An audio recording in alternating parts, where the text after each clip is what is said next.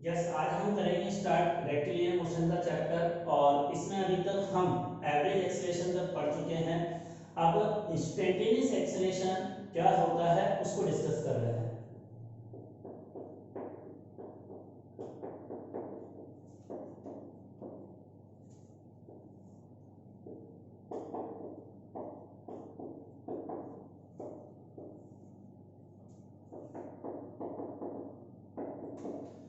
देखो, instantaneous acceleration is equal to होगा dv by dt।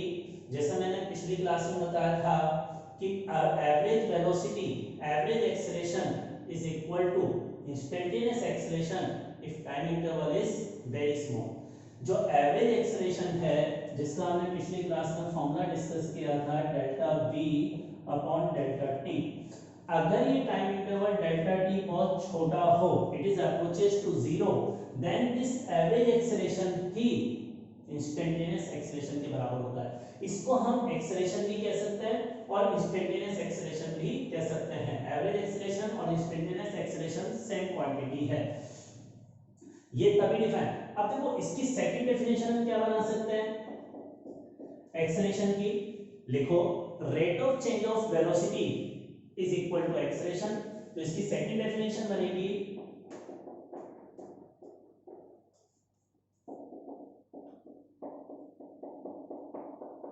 Rate of change in velocity is equal to acceleration. और इसी तरह का फॉर्मूला हमने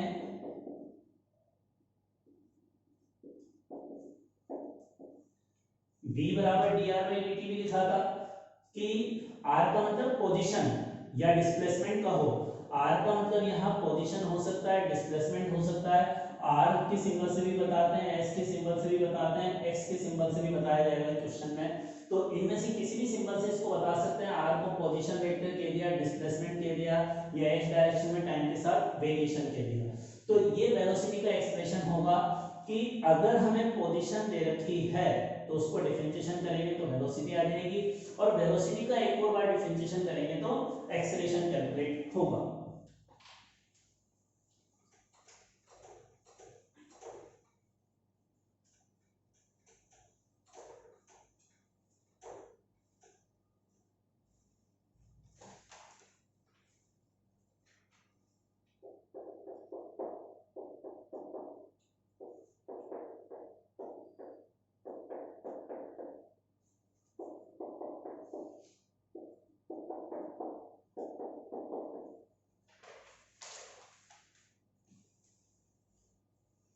अब देखिए, नेक्स्ट क्वेश्चन अपन को ये दे रखा है, x का मतलब डिस्प्लेसमेंट है या पोजीशन है, वो टाइम के फंक्शन में दे रखी है, और इससे मुझे वेलोसिटी और एक्सेलरेशन निकालना है व्हेन t बराबर 2 सेकंड। एट t बराबर 2 सेकंड पर वेलोसिटी और एक्सेलरेशन निकालना है।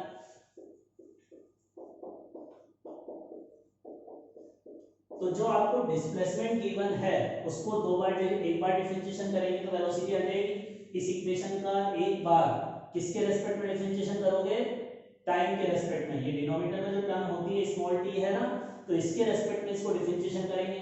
और अगर इस इक्वेशन को दो बार डिफरेंशिएट करेंगे तो एक्सेलरेशन आ जाएगा। तो अभी एक बार डिफरेंशिएशन करते हैं, क्या आ गया? 3t² का differentiation 3 into 2t minus 5 into 1 plus 0, ये इसका डिफरेंशिएशन हो गया। तो वेलोसिटी कितनी आ गई? 6t minus 5।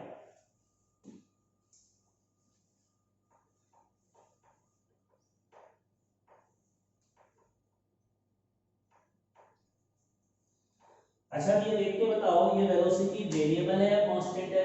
देखो, ये जो वेलोसिटी का एक्सप्रेशन है इसमें t आ रहा है ना, तो t अगर आ रहा है तो ये वेरिएबल है, अगर t नहीं आए तो ये कांस्टेंट है। तो ये वेरिएबल वेलोसिटी है। अब वेरिएबल वेलोसिटी है, हमें इसका आंसर पूछा है t बराबर 2 सेकंड पर वेलोसिटी क्या होगी। तो इसमें जहां जहां t आ रहा है उसकी जगह t बराबर 2 रखेंगे, तो 6 इंटू 2 माइनस 5, तो आंसर हो गया 7 मीटर पर सेकेंड। तो एक पार्ट का आंसर ये हो गया। अब सेकंड पार्ट का आंसर निकालने के लिए ये वेलोसिटी टाइम के फंक्शन में है ना, इसको डिफरेंशिएट करेंगे एक बार टाइम के रेस्पेक्ट में। तो अब इसका डिफरेंशिएशन करेंगे तो एक्सेलरेशन का फॉर्मूला होता है dv बाई dt। अब इस क्वांटिटी का डिफरेंशिएशन करूंगा तो 6t का तो 6 होगा और 5 का 0, तो एक्सेलरेशन कितना आ रहा है 6। अब ये बताओ ये एक्सेलरेशन कांस्टेंट है या वेरिएबल है? इस एक्सेलरेशन की टर्म में कहीं भी t नहीं आ रहा ना, तो ये कांस्टेंट है। ये एक्सेलरेशन कांस्टेंट है। हमसे आंसर पूछा था 2 सेकंड पर, लेकिन अगर 3 सेकंड पर भी पूछता तो आंसर एक्सेलरेशन का तो सेम होता, वेलोसिटी का आंसर बदल जाता। तो हर एक टाइम पर एक्सेलरेशन कांस्टेंट है, 6 के बराबर है, ये इसका मतलब हुआ।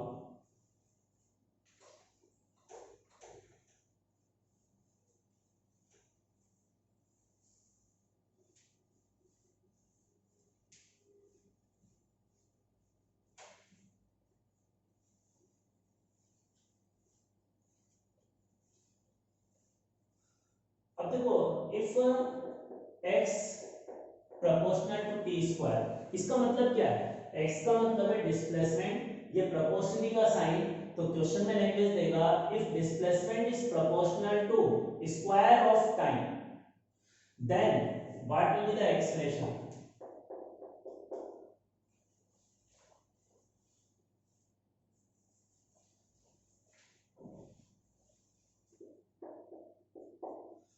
अब देखो, डिस्प्लेसमेंट आपको गिवन है, एक्सेलरेशन निकालना है, तो 2 बार डिफरेंशिएशन करना होगा।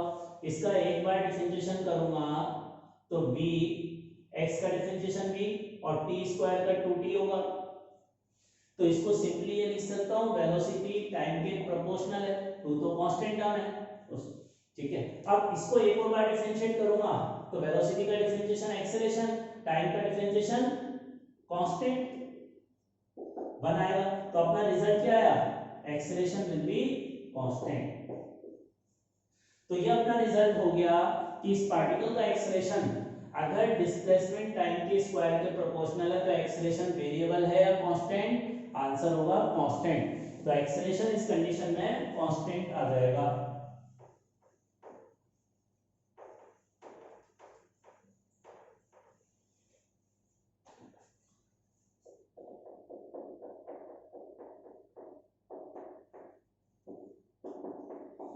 अब यहां if displacement is proportional to third power of time then what will be the acceleration. इसको कैलकुलेट करो, बताओ एक्सेलरेशन कांस्टेंट होगा या वेरिएबल।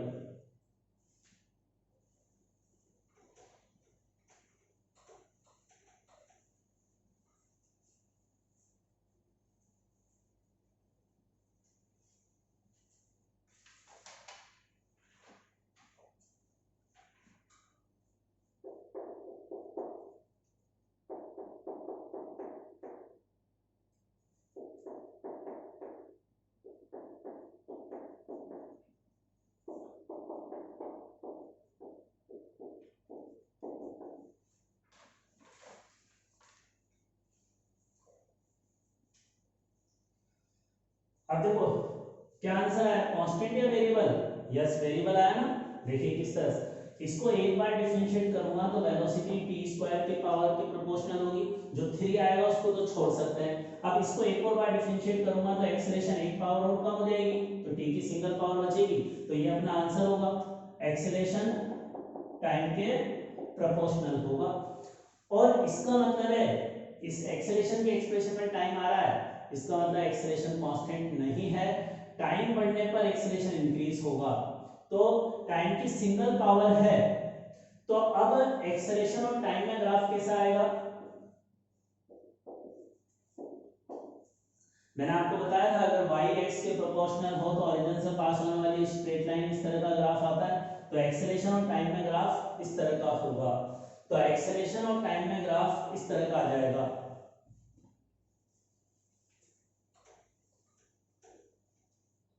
और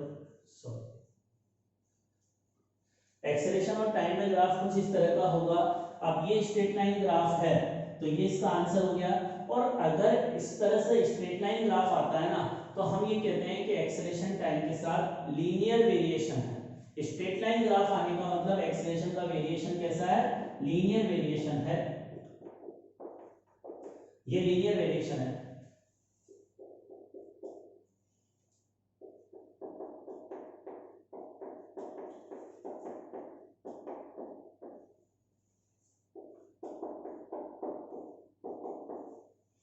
अब अगला क्वेश्चन ये है कि डिस्प्लेसमेंट और टाइम में ये रिलेशन दे रखा है हमें क्वेश्चन में, और वेलोसिटी उस इंस्टेंट पर बतानी है जब एक्सेलरेशन 0 हो। Find velocity when acceleration is equal to 0।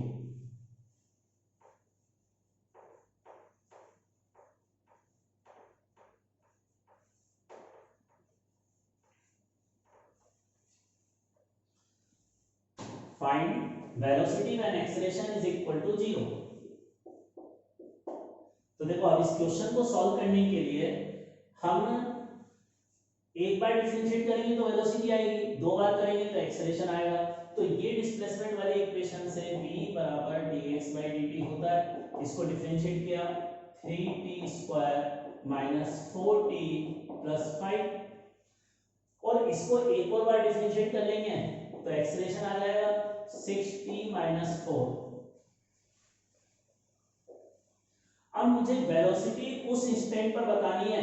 देखो वेलोसिटी का एक्सप्रेशन ये आ गया, लेकिन हमें पहले ये पता करना होगा कि किस टाइम पर वेलोसिटी निकालनी है, उसके बारे में इंफॉर्मेशन दे रखी है। उस टाइम पर बताओ वेलोसिटी जब एक्सेलरेशन 0 है। तो ये जो एक्सेलरेशन आया है इसको 0 के बराबर रखते हैं, तो एक्सेलरेशन को 0 के बराबर लिखेंगे तो 6t माइनस 4 से t बराबर क्या आ जाएगा 4/6 मतलब 2/3। अब इस वाले टाइम पर जब एक्सेलरेशन 0 होता है तब वेलोसिटी निकालिए। तो वेलोसिटी को निकालने के लिए t बराबर 2/3 इस इक्वेशन में रख देंगे फर्स्ट में। तो वेलोसिटी यहां से क्या आ जाएगी 3 × 2/3 का होल स्क्वायर माइनस 4 2/3 प्लस 5। तो ये अपना आंसर होगा इस क्वेश्चन का। तो इस तरह से इस क्वेश्चन का आंसर कैलकुलेट किया जा सकता है।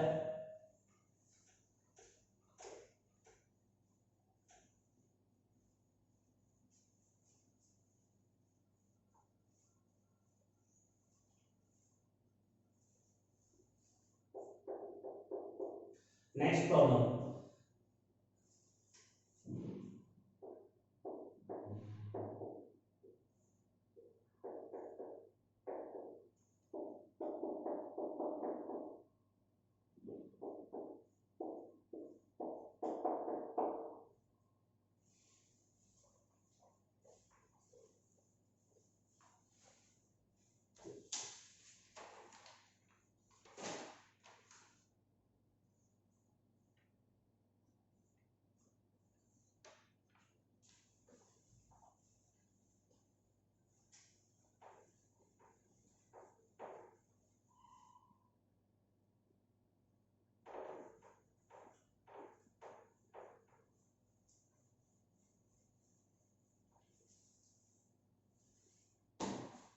अब देखिए अगला क्वेश्चन ये है, पार्टिकल की इनिशियल वेलोसिटी इस डायरेक्शन में थी 3 मीटर पर सेकंड। ये 3 मीटर पर सेकंड इसकी इनिशियल वेलोसिटी है। In 10 second its velocity changes from 3 to 4 metre per second.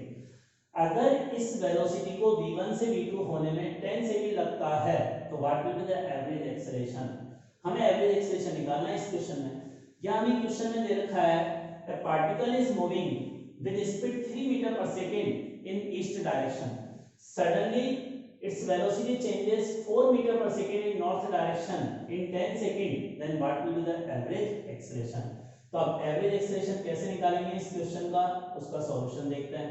देखो एवरेज एक्सेलरेशन का फॉर्मूला क्या होता है, याद है किसी को, change in velocity divided by time interval. ये एवरेज एक्सेलरेशन का फॉर्मूला है।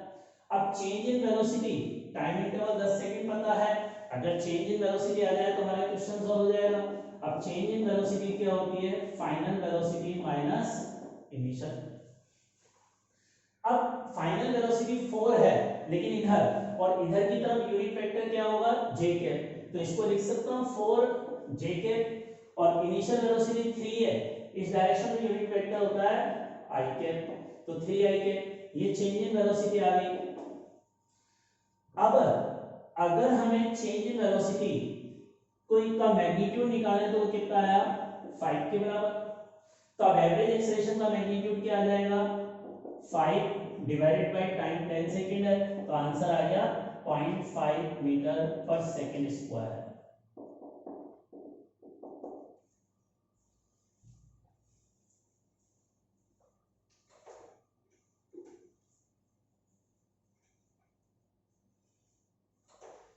अब देखो एवरेज एक्सेलरेशन का मैग्नीट्यूड तो ज्यादातर बच्चे निकाल लेते हैं, या चेंज इन वेलोसिटी का मैग्नीट्यूड आसानी से आ जाता है।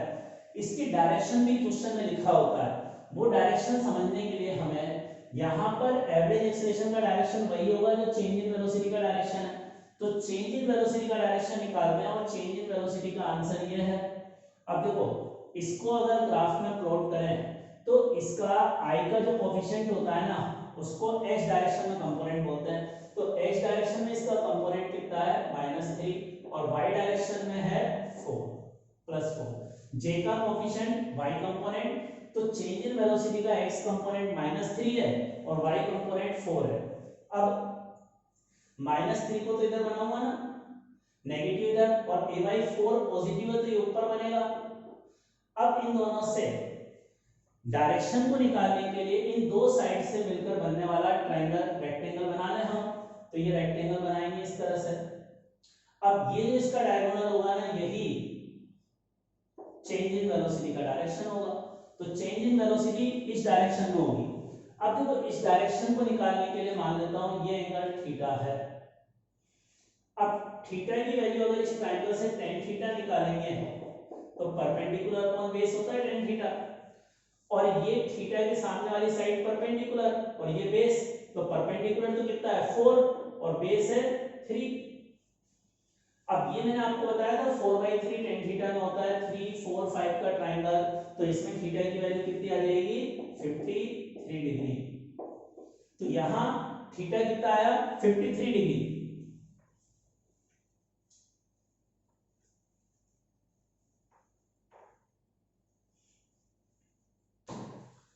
अब देखो थीटा 53 डिग्री, ये ईस्ट, ये वेस्ट, नॉर्थ और साउथ, ये जो थीटा हमने 53 डिग्री एंगल मेजर किया है, कौन सी डायरेक्शन से मेजर किया है, वेस्ट से टुवर्ड्स नॉर्थ। तो इस आंसर को क्या लिखेंगे हम कि एक्सेलरेशन हमारा कितना आया 0.5 in which direction, it is north of waste.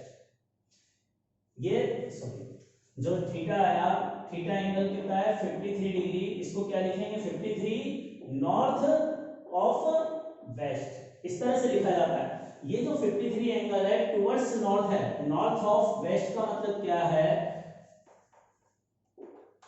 North of waste का मतलब है towards north and measure from west. तो जिसकी तरफ डायरेक्टेड होता है उसको पहले लिखते हैं, बीच में ऑफ लगाते हैं, और जहां से एंगल मेजर करते हैं उसको बाद में लिखते हैं। ये इस तरह की स्टाइल है, एग्जाम में भी क्वेश्चन में इस तरह से दे रखा होता है, क्योंकि दो ऑप्शन दे रखे होते हैं 53 वेस्ट ऑफ नॉर्थ और नॉर्थ ऑफ वेस्ट, तो उनमें से कहीं कोई गलत नहीं हो, इसलिए ये चीज ध्यान रखें।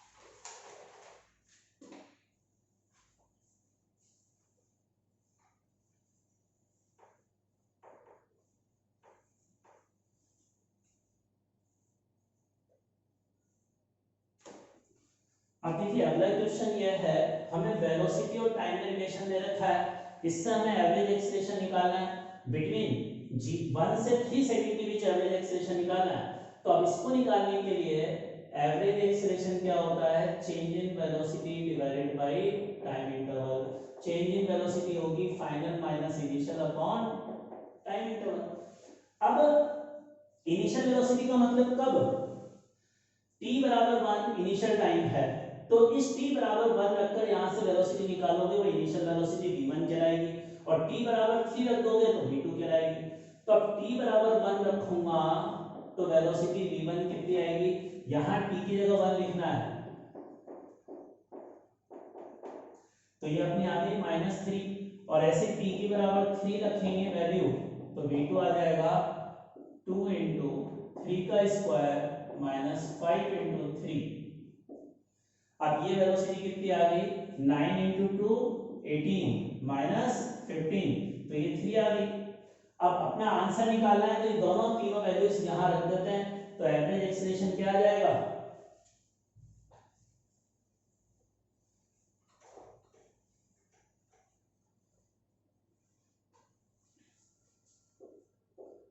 एवरेज एक्सीलरेशन, नीचे तो टाइम इंटरवल, ये 1 से 3 सेकंड के बीच का टाइम इंटरवल कितना है, 3 - 1, तो ये नीचे तो टाइम इंटरवल, और v2 कितना है +3, फिर माइनस और बीच में -3, तो ऊपर तो आ गया 6 और नीचे आ गया 2, तो आंसर हो गया 3 मीटर पर सेकंड स्क्वायर।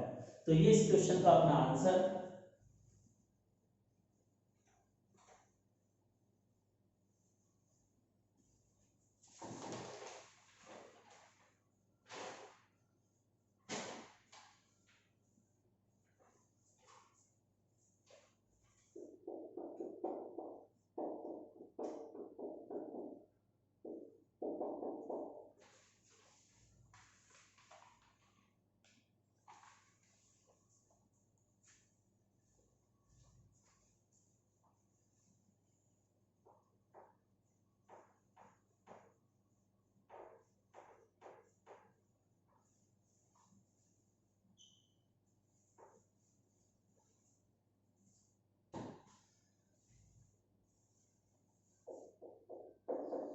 अब देखो अगला क्वेश्चन, x का मतलब डिस्प्लेसमेंट है, t का मतलब टाइम है, तो इस इक्वेशन से एक्सेलरेशन निकालना है। तो अब एक्सेलरेशन कैसे निकालेंगे, जब भी आपको x और t में इक्वेशन दे रखी हो, इसको एक बार डिफरेंशिएट करोगे तो वेलोसिटी आएगी, दो बार करोगे तो एक्सेलरेशन आएगा। लेकिन अभी इस फॉर्मेट में अगर इक्वेशन है तो इसको डिफरेंशिएशन करना डिफिकल्ट है, तो हम क्या करते हैं, इस पूरी इक्वेशन का स्क्वायर कर देते हैं, स्क्वायर बोथ साइड, तो यहाँ √x का स्क्वायर करूंगा तो √ हट जाएगा, और इधर t - 3 का होल स्क्वायर। अब इसको डिफरेंशिएशन करना बहुत आसान है, वेलोसिटी बराबर होता है dx/dt। अब इसका डिफरेंशिएशन करना है तो पहले इस पूरे को x मान लो, चेन रूल लगाऊंगा इसका डिफरेंशिएशन करने के लिए, और x की पावर 2 का डिफरेंशिएशन करूंगा तो 2 - 1, फिर चेन रूल में क्या होता है, जिसको x मानना है उसके डिफरेंशिएशन से मल्टीप्लाई करते हैं, और t - 3 का डिफरेंशिएशन कितना है 1, तो ये वेलोसिटी आ गई। तो वेलोसिटी हमारे पास कितनी आई, 2 इंटू t - 3। अब इस इक्वेशन को अगर एक और बार डिफरेंशिएट कर दूंगा तो एक्सेलरेशन आ जाएगा। एक्सेलरेशन का फॉर्मूला होता है dv/dt, 2 और t का 1 और इसका 0, तो आंसर आ गया 2। ये एक्सेलरेशन कांस्टेंट है, वेरिएबल है, यस कांस्टेंट, इसमें कहीं भी टाइम नहीं है इसलिए कांस्टेंट है। ये मेरा व्हाट्सएप नंबर है, आप मुझसे व्हाट्सएप नंबर पर जुड़ सकते हैं, वहां मैं आपको इससे रिलेटेड प्रॉब्लम्स देता हूं, और थ्योरी नोट्स वहां पर मिल जाते हैं आपको, तो आप वहां से हेल्प लेकर खुद भी पढ़ सकते हैं। और अगली क्लास में अब हम मोशन की इक्वेशंस पढ़ेंगे, जो आपने 9th 10th में कुछ थोड़ी बहुत आइडिया होगा इक्वेशंस का, उन्हीं की एप्लीकेशन हम डिस्कस करेंगे। Okay, thank you.